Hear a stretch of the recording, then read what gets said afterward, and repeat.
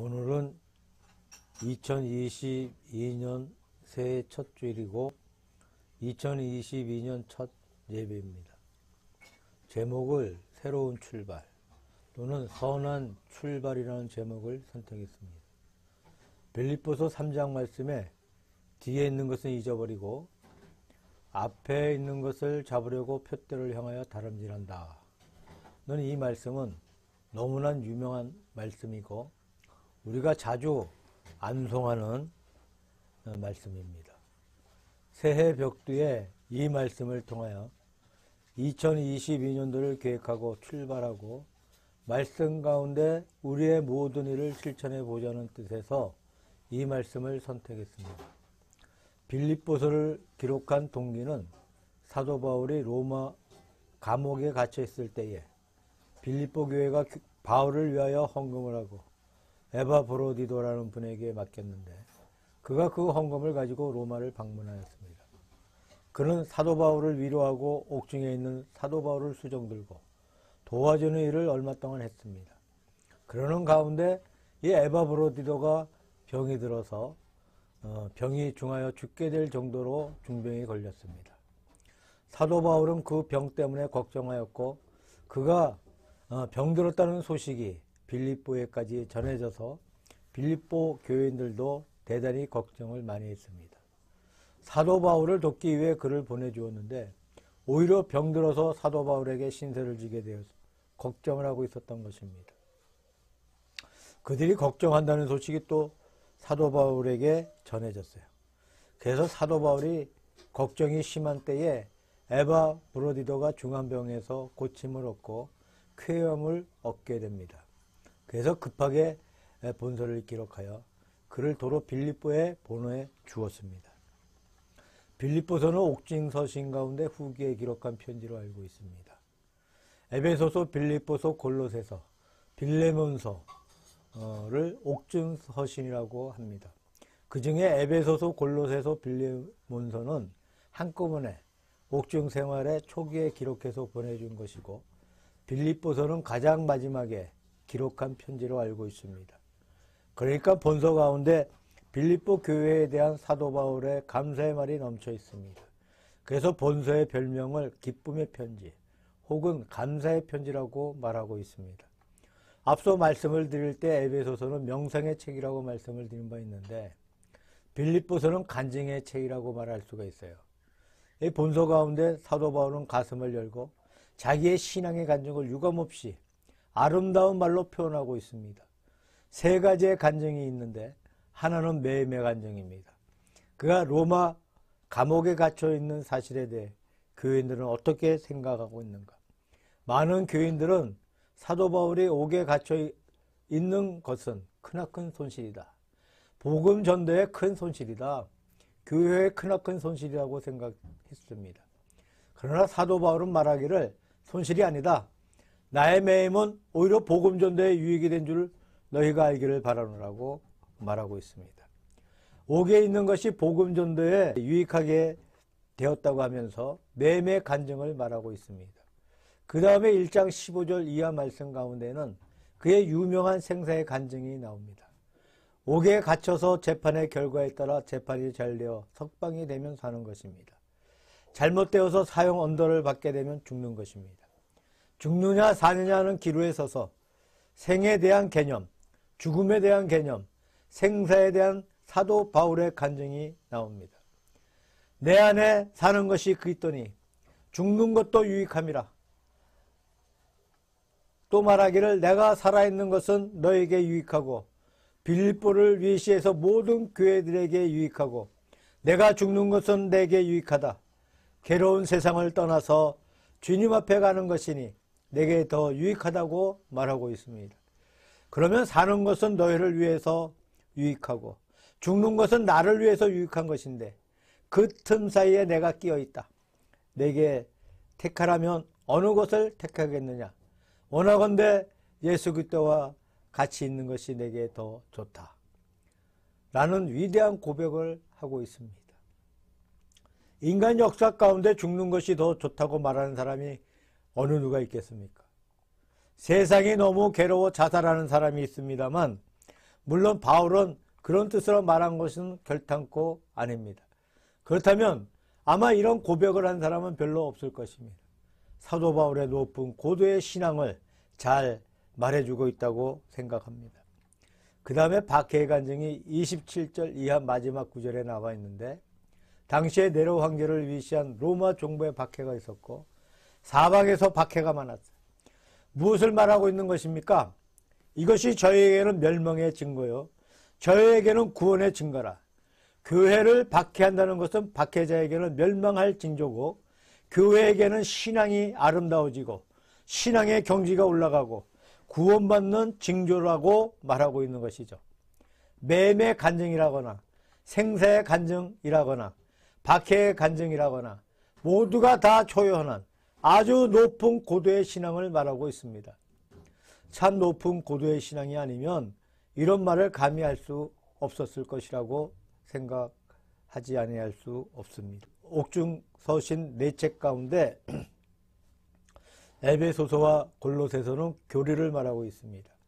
에베소서는 교회가 무엇이냐 하는 교회론을 말하고 있고, 골로새서는 예수 그리스도가 누구시냐 하는 그리스도론을 말하고 있습니다. 그래서 이것은 공적인 서신이라고 불리고 있습니다. 빌립보서와 빌레몬서는 사사로운 편지예요. 빌립보서는 빌립보 교회를 향한 연보에 대한 사도 바울의 감사장입니다. 빌레몬서는 사도 바울이 빌레몬에게 오네시모를 용서해 주라고 부탁하는 사사온 편지입니다. 자, 신약의 학자 중에 다이즈만이라는 유명한 독일계 학자가 있었는데, 그는 사도 바울이 기록한 편지나 신약의 편지들을 분류해서 우리말로 하면 서한으로 나누어서 분류한 적이 있습니다. 서한은 공적인 것이고 교리적인 것이고, 편지라는 것은 사적인 것이고 보다 더 실제적인 것입니다. 다이즈만의 분류를 따라간다면 에베소서와 골로새서는 서한이고 빌립보서와 빌레몬서는 편지라고 말할 수가 있습니다. 서한 속에는 사도 바울의 높은 교리가 표현되어 있고 신앙의 높은 교리가 나와 있습니다. 반면에 서신 속에는 사도 바울의 아름다운 인격이 나타나 있다고 할 수 있습니다. 이제 말씀드린 대로 빌립보서는 사도 바울의 높은 신앙을 말하고 있어요. 옥중 서신의 4서신 가운데는 사도 바울의 교리와 사도 바울의 인간성 혹은 인격성이 잘 나타나고 있습니다. 아름다운 인격 때문에 교리가 가치가 있는 것이죠. 그리고 그 교리에 인격한 인격이기 때문에 그 인격이 존귀한 것입니다. 이 두 가지를 잘 어우러져서 사도 바울이라는 위대한 사도가 형성되었다고 믿습니다. 우리 믿는 모든 성도들이 사도 바울의 아름다운 신앙을 따라가야 될 것이라고 생각합니다. 지금까지는 서론적인 말씀을 드렸습니다. 3장 12절 이하에 봉독해드린 유명한 말씀 가운데 선한 출발, 새로운 출발에 대해서 말씀을 드리려고 합니다. 사도 바울이 말하기를 내가 이미 얻었다 함도 아니요 온전히 이루었다 함도 아니라 오직 뒤에 있는 것을 잊어버리고 앞에 있는 것을 잡으려고 푯대를 향하여 달려간다고 말하고 있습니다. 그러면 새로운 출발을 하기 위한 요소가 무엇입니까? 첫째로 뒤의 것을 잊어버리는 것이 새로운 출발의 요소가 됩니다. 사람이 자꾸만 뒤를 돌아다보면서 달려가는 것은 좋은 습관이 아닙니다. 앞을 향하여 달려가라는 것입니다. 종종 마라톤 경기를 보게 되면 어떤 경우에 1, 2등이 아슬아슬하게 같이 달리는 수가 있어요. 그러면 선수들이 초조해서 뒤를 돌아보면서 달려가는 모습을 보게 됩니다. 카메라에 잡힌 모습을 보면 별로 좋은 모습으로 보기가 어렵죠. 마라톤 경기는 누가 평하기를 고독의 레이스로 상대는 뒤에 따라오는 사람이 아니라 자기 자신이 상대라는 말을 듣습니다. 자기 자신이 체력 관리를 잘하면 이기는 것이고 이 체력 관리를 잘못하면 지는 거지. 아무리 좋은 선수라 하더라도 초반에 너무 초조해서 이 체력을 낭비해버리면 마지막에 가서 견뎌내지 못하고 탈락해 버립니다. 전체 코스를 잘 분배해서 자기와의 투쟁에서 성공하면 이길 수가 있습니다. 그래서 마라톤은 고독의 레이스라고 하고 자기와의 싸움이라고 말하고 있습니다. 우리의 신앙생활이 그런 줄로 생각됩니다. 뒤를 돌아보지 말고 남을 쳐다보지도 말고 그냥 앞을 향해서 가라는 말씀입니다. 이제 2022년도 시작입니다. 2021년도는 멀리 가버렸어요. 다시 우리 앞에 돌아오지 못합니다. 그것이 좋든 좋지 않든 다시 돌아오지 않는 것은 사실입니다. 이제 지나간 세월은 잊어버려야 돼요. 어떤 분은 잊어버리는 것이 하나님의 은총이라고 말합니다. 고통스러운 사건들이 있었습니다. 무거운 짐 같은 사건들이 있었습니다. 그것이 언제나 마음을 아프게 하거나 언제나 무거운 짐이 되거나 언제나 고통스러우면 사람이 어떻게 살아갈 수 있겠습니까? 잊어버리고 맙니다. 세월이 이야기. 그때 마음이 아팠던 것이 세월이 흐르면 아프지 않아요. 고통스러웠던 것이 고통스럽지 않습니다. 예를 들면 사람이 어떤 상처가 나서 아플 때에는 밤잠을 자지 못하고 야단을 칩니다.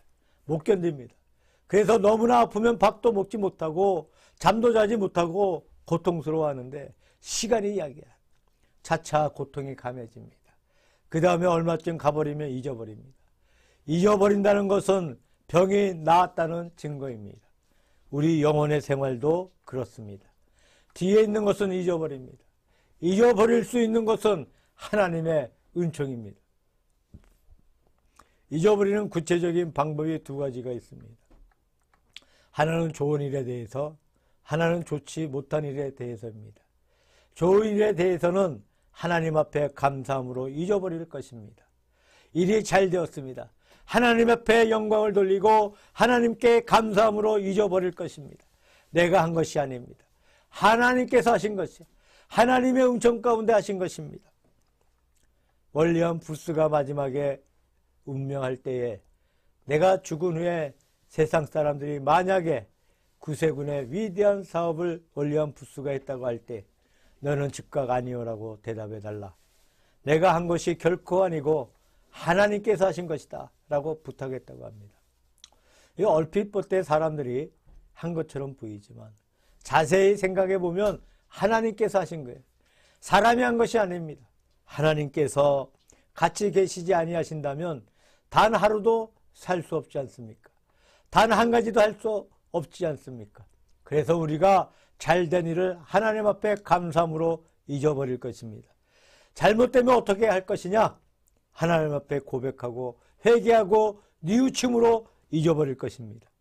우리는 하나님 앞에 잘못한 것을 고백하는 것 이상 우리는 아무것도 할 게 없어. 우리가 우리의 죄를 스스로 속죄하겠습니까?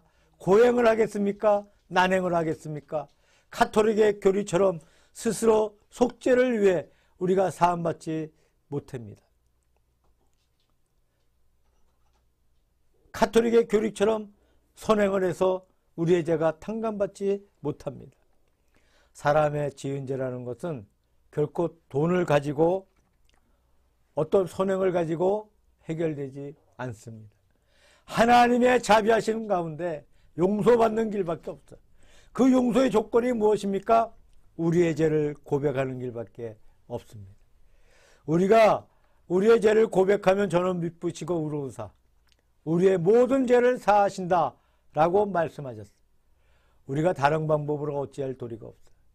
잘못한 것은 주님 앞에 고백함으로 잊어버릴 것입니다. 그 이상 어떻게 못하는 것이에요. 잘된 것은 감사함으로 잊어버리고 잘못된 것은 고백함으로 잊어버리고 그래서 잘못을 같이 잊어버리고 마는 것이죠. 이것이 올바르게 달려갈 수 있는 비결에 속합니다. 자, 사람의 육체 구조 자체가 그렇지 않습니까? 눈이 두 개인데 이 두 개가 다 앞을 향해 있어요. 두 개니까 하나는 앞을 보고 하나는 뒤에 달려 있으면 얼핏 생각하기에 편리하게 느껴지겠지만 그렇지가 않습니다. 사람이 전진하는데 상당히 영향을 줄 것입니다. 뒤를 보면 무섭기도 하고 주저하기도 하고 걱정되기도 하고 못 가지 않겠습니까? 앞만 보고 가게 되어 있어. 얼굴이 앞을 보게 되어 있습니다. 이 구조 자체가 교훈하고 있는 것이 뒤를 돌아보지 말고 앞을 보고 가라는 하나님의 교훈이 우리 신체 가운데 표시되고 있는 줄로 생각됩니다. 두 번째로 새로운 출발의 두 번째 요소는 표대를 향하여 달려간다고 말씀하고 있어요. 표대가 있는 사람과 없는 사람은 생활이 아주 판이하게 다릅니다.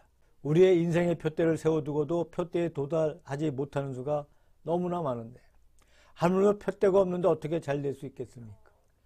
내가 잘 되어 보겠다고 어떤 표대를 세워두고 가도 잘못되는 수가 너무나 많은데, 표대조차 없으면 안 되는 겁니다.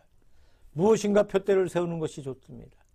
우리가 하나님 앞에 선한 표대, 아름다운 표대를 세워나가는 생활이 필요한 줄로 믿습니다. 우리가 2022년도를 맞이했어요. 이 1년 동안 우리가 모두 하나님의 은혜를 사모합니다. 물론 그것도 좋습니다만 무엇인가 작은 표대라도 세워보시기 바랍니다. 예를 들면 내가 예수님을 믿은 지 몇십 년이 되었는데 한 사람도 인도하지 못했습니다. 그래서 금년도에는 꼭 전도를 하겠습니다. 내가 교회 성가대나 주일학교 교사나 각 회의 회원이나 구역의 권찰 같은 것을 맡았습니다.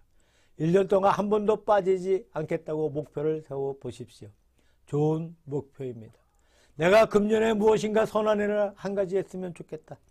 아주 어려운 사람을 내가 도울 수 있는 그런 분을 도와주었으면 좋겠다 하는 것도 좋은 표대라고 볼 수 있습니다.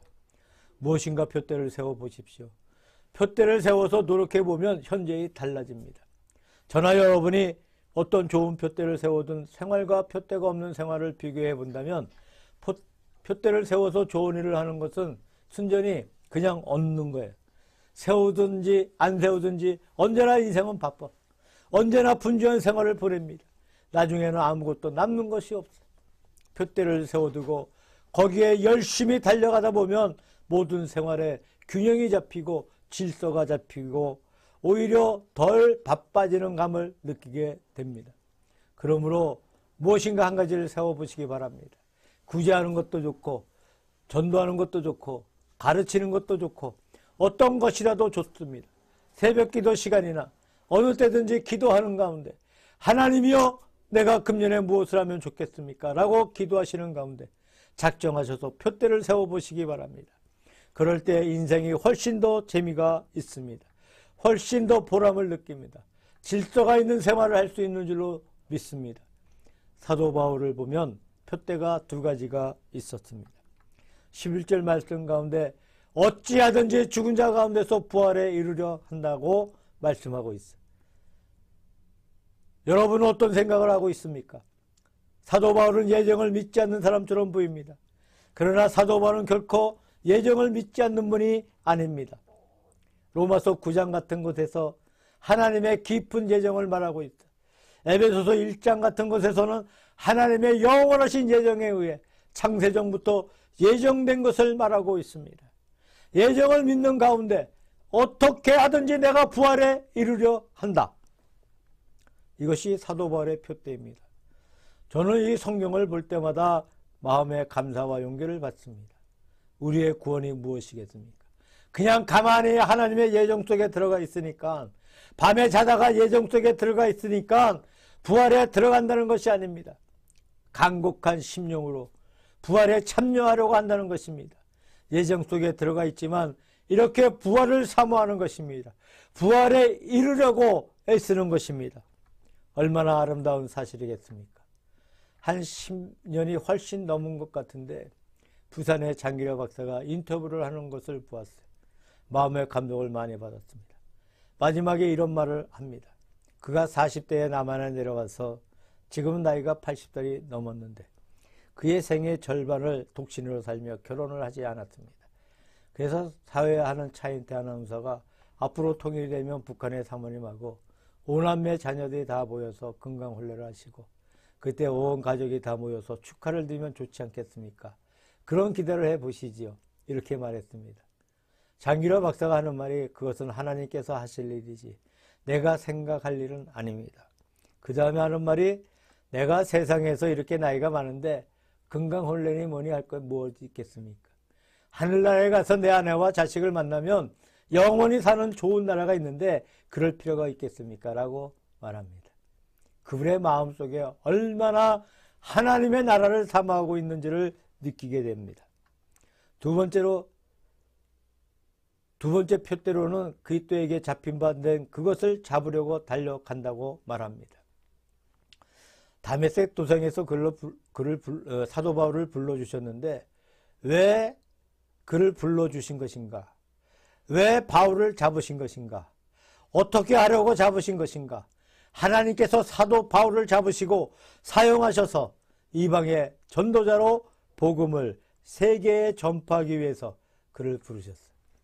그것을 내가 이루기 위해서, 잡기 위해서 달려간다. 다시 말해서 자기의 사명의 내용을 완전히 성취하기를 바란다는 것입니다. 한편으로 자기 자신이 구원받은 사실을 잡으려고 하고 한편으로는 자기의 사명을 잡으려고 합니다. 아마 이것이 우리 믿는 모든 성도들에게 2대 목표가 되어야 한다고 믿습니다. 구원받은 것과 우리에게 맡겨주신 모든 사명을 다 감당하는 것. 이 이상의 생활이 어디에 있겠습니까? 그래서 어떻게 하든지 죽은 자 가운데서 부활에 이르려 하고 어떻게 하든지 예수 그리스도께서 나를 잡으신 것을 내가 또한 잡기 위해서 내 사명을 완수하기 위해서 달려간다는 것이 사도 바울의 새로운 출발, 선한 다름질의 목표입니다. 세 번째로 말씀드리고 싶은 것은 쫓아가노라는 말씀이에요. 내가 지금도 쉬지 않고 달려가는 가운데 있다. 이렇게 말하고 있습니다. 구원이란 무엇인가? 구원에 세 가지 시제가 있어요. 과거의 구원이 있고 현재의 구원이 있고 미래의 구원이 있습니다. 우리의 구원 가운데서 믿음으로 의롭다 하심을 받았다는 것은 의인 혹은 칭의라고 합니다. 우리가 현세의 생활에서 한 걸음 한 걸음 예수 그리스도를 닮아가는 하나님의 자녀답게 사는 성결의 생활이 있습니다. 그 다음 마지막에 우리 몸이 예수 그리스도와 더불어 영화롭게 되는 영화의 교리가 있어요. 이 중에 칭의 교리와 혹은 의의 교리는 벌써 이루어졌어요. 예수님을 믿는 그 순간에 믿음으로 말미암아 의롭다 하심을 받았습니다. 이것은 기정사실이에요. 그 다음에 현재의 구원은 무엇입니까? 현재 진행 중에 있는 것은 우리가 한 걸음 한 걸음 의롭게 되고 바르게 되고 하나님의 자녀답게 살 수 있는 성결의 생활입니다. 이것은 현재 진행 중에 있습니다. 우리의 몸이 영화롭게 되는 것, 변화되는 것은 이 생에서 이루지 못해요. 병들면 병든 것이고 늙으면 늙는 것이고 그냥 세상의 법칙 속에 속해 있습니다. 세상의 종국에 가서 부활의 세계에 이르러 들어갈 때에 우리의 몸이 변화돼서 예수 그리스도의 몸과 같이 됩니다. 이것은 미래에 속한, 현재에 속하지 않습니다. 우리가 할 수 있는 것이 아니에요. 주님께서 주심을 받는 데 지나지 않습니다. 이와 같이 이미 우리는 과거의 믿음으로 의롭다 하심을 받았어요. 완성되었습니다. 그 다음에 현재의 성결을 진행 중에 있어요. 그래서 미래의 영화의 세계를 대망하는 가운데 있습니다. 우리는 그런 의미에서 구원의 진행 도상에 있다고 말할 수가 있는 것이죠. 마태복음 5장 48절에 예수님께서 말씀하시기를 하늘에 계신 너희 아버지가 온전하신 것처럼 너희도 온전하라고 명령하셨어요. 이 온전이 무엇입니까? 우리가 온전히 될 수 없는데 왜 온전하라고 말씀하셨는가? 여기에서 사도 바울이 마치 거기에 응답이라도 하듯이 내가 이미 얻었담도 아니요 온전히 이루었담도 아니라 라고 말씀하고 있습니다. 예수님께서 온전하라고 명령하시는데 사도 바울은 아직도 온전치 못하다고 말하고 있습니다. 누가 언제 온전하게 되겠습니까? 그러면 온전한 자가 누구이겠습니까? 사도 바울 같은 사람도 늙어서 옥에 갇혀 순교를 앞두고 있는데도 자기가 온전치 못하다고 말하고 있습니다. 저는 그렇게 믿고 있습니다. 온전한 자란 다 된 자가 아니고 온전을 향해서 달려가는 그 자체가 온전이라는 거예요. 온전을 향하여 달려가는 자체를 하나님께서 온전하다고 인정하시는 것이라고 생각합니다. 쇼펜하우는 말하기를 사람 속에는 놀라운 능력을 가지고 있다. 그러나 그 능력을 가지고 어디에 쓰는 것이 좋은지 알지 못하고 있다 라고 했습니다. 우리 인간 속에 무엇인가 힘을 가지고 있어. 능력을 가지고 있어.